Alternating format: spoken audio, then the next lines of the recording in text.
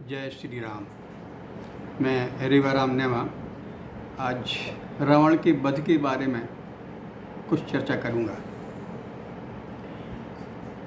हम सब जानते हैं कि रावण का वध भगवान राम ने अपनी योजना के अनुसार पृथ्वी का भार उतारने के लिए, अत्याचारों को ख़त्म करने के लिए और सामान्य की सुरक्षा के लिए, मन की शांति के लिए रावण का वध भगवान राम ने किया था।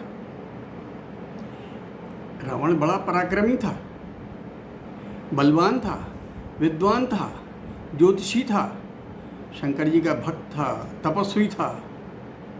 इतनी बहुत अच्छा, इसके अलावा भी बहुत सी अच्छाइयाँ थीं, मगर इसके साथ साथ कुछ बुराइयाँ भी थीं। जैसे बड़ा अत्याचारी था, अभिमानी था और अय्याशी था, हमेशा शराब के नशे में डूबा रहता था। इन अच्छाइयाँ तो ठीक हैं, इन बुराइयों के कारण उसको बहुत सी श्राप मिली और कहते हैं कि वध में वो सत्यता प्रकट होती है श्रापों की। तो एक नहीं, उसको कई श्रापें मिली थी। एक बार इन्हीं के रघुकुल वंश के एक राजा थे, अनिरण्य। वो रामचंद्र जी के वंशज थे, बड़े पराक्रमी थे और अपना राज्य सुचारू रूप से संचालन करते थे। जब रावण विश्व विजय में निकला तो इनसे उसकी दुश्मनी हो गई और इनसे युद्ध होने लगा। उस युद्ध में रावण ने अनैतिक नीतियों का उपयोग किया और उन अनैतिक नीतियों का उपयोग करने के कारण वो हताहत हो गए, राजा अनिरण्य। जब वो हताहत हो गए और उनको ऐसा लगा कि अब शायद वो बचेंगे नहीं, तो उन्होंने रावण को श्राप दिया कि मेरे वंश का बालक ही तेरी हत्या का कारण बनेगा। तो राजा अनिरण्य, जो राम जी के वंश का था, कि हत्या का श्राप अनिरण्य ने दिया था। एक बार जो शंकर जी का तो भक्त था ही रावण, शंकर जी की तपस्या के लिए हिमालय जा रहा था। वहाँ पहुँचा तो देखा नंदी जी से इनकी मुलाकात हो गई। नंदी जी सामने बैठे थे।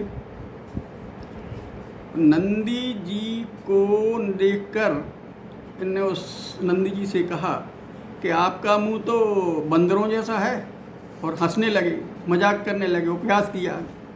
नंदी जी को उससे क्रोध आ गया और नंदी जी ने गुस्सा होकर उनको श्राप दे दिया, आज जो तू मेरी तुलना बंदरों से कर रहा है, बानरों से कर रहा है, कल तेरी हत्या में यही सहायक होंगे आगे चलकर।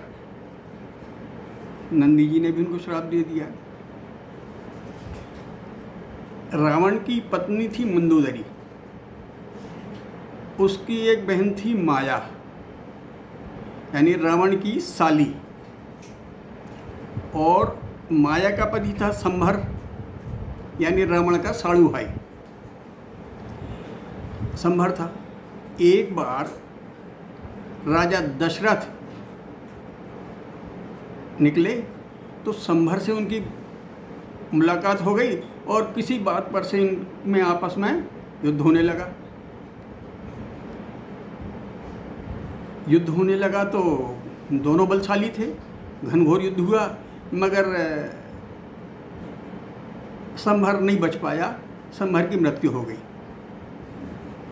जब संभर की मृत्यु हो गई तो उसकी पत्नी माया, यानी रावण की साली, उस समय की प्रथा के अनुसार सती होने के लिए चली। रावण ने देखा कि ये सती होने जा रही है। वो बहुत सुंदर थी, उसकी पत्नी मंदोदरी से भी सुंदर थी उसकी साली। तो उसने उसको मना किया कि तू सती मत हो और मेरे साथ चल। रावण वो माया नहीं मानी और वो जाने के लिए तैयार हुई तो रावण ने उसको जबरन पकड़ लिया और अपने साथ ले गया। जब वो ले गया तो उसने उसको जबरन किया तो उसने उसको श्राप दिया, माया ने, उसकी साली ने, कि तूने मेरा धर्म भ्रष्ट किया है, मेरे सतीत्व पे हाथ डाला है, इसलिए एक दिन किसी स्त्री के कारण ही तेरी हत्या होगी। एक बार पुष्पक विमान से जब कुबेर के पास जा रहा था तो रास्ते में एक सुंदर स्त्री तपस्या कर रही थी। स्त्रियां इसकी कमजोरी थी। सुंदर स्त्री को देखकर एकदम जो वासना युक्त हो जाता था, तो रुका और उस स्त्री के पास आया। उस तपस्विनी स्त्री को तपस्या करते हुए देखकर उसकी तपस्या भंग की, ध्यान भंग किया और उससे अपने साथ चलने के लिए कहा। उस तपस्विनी ने कहा कि देखिए, मैं एक तपस्विनी हूँ और मैं विष्णु भगवान को अपना पति मान चुकी हूँ। मैं तपस्विनी हूँ और मैं भगवान विष्णु को अपना पति मान चुकी हूँ। मैं तपस्या करती रहती हूँ। मुझे इस जंजाल से कोई इंटरेस्ट नहीं है, कोई मतलब नहीं है। रावण नहीं माना और उसने उसका जबरन हाथ पकड़ लिया। तपस्विनी अधिक क्रोधित हुई, अति क्रोधित हुई और उसने हाथ छुड़ाते हुए उसको श्राप दिया, एक दिन वासना युक्त होकर तूने मेरा हाथ पकड़ा है, यही वासना तेरी मृत्यु का कारण बनेगी। और योग माया से उसने अपने आप को भस्म कर लिया। ऐसे ही एक बार विश्व विजय के लिए जो रावण जा रहा था, नीचे उसको एक अप्सरा रंभा दिखी, बहुत सुंदर थी रंभा। तो ये रुका, विश्व विजय भूल गया और वो रंभा के पास जाकर उससे अपने साथ चलने के लिए जबरन करने लगा। रंभा ने उसे नम्रतापूर्वक निवेदन किया कि मैं आपके भाई कुबेर के पुत्र नल कुबेर के लिए आरक्षित हूँ। कुछ दिनों के बाद मेरी उससे शादी होने वाली। इस तरह मैं आपकी पत्नी कुलवधू हुई। आप मेरा सम्मान करिए, इस तरह छल नहीं करिए। रावण नहीं माना, उसने उसको पकड़ लिया, अप्सरा रंभा को, और उसके साथ छल किया। जब उसके होने वाले पति नलकुबेर को ये बात मालूम पड़ी तो नलकुबेर बहुत नाराज हुआ और नलकुबेर ने भी उसको श्राप दिया कि जब कभी भी तू किसी स्त्री का बिना उसकी मर्जी से हाथ पकड़ेगा तो तेरे सिर के 100 टुकड़े हो जाएंगे। इसके अलावा एक और श्राप दिया है, वो तो बड़ा चर्चित श्राप है। शूर्पणखा जो इसकी बहन थी, उसने भी इसको श्राप दिया था। शूर्पणखा रावण की बहन थी और इसके बहनोई का नाम था विद्युतजिम। एक बार जब ये विश्व विजय के लिए जा रहा था तो अपने बहनोई विद्युतजिम से इसकी मुलाकात हुई और इसका मनोभाव विद्युतजिम ने समझकर विश्व विजय के ऊपर से इसने विरोध किया। दोनों में बहुत घोर युद्ध हुआ। अंत में विद्युतजिम की भी मृत्यु हो गई।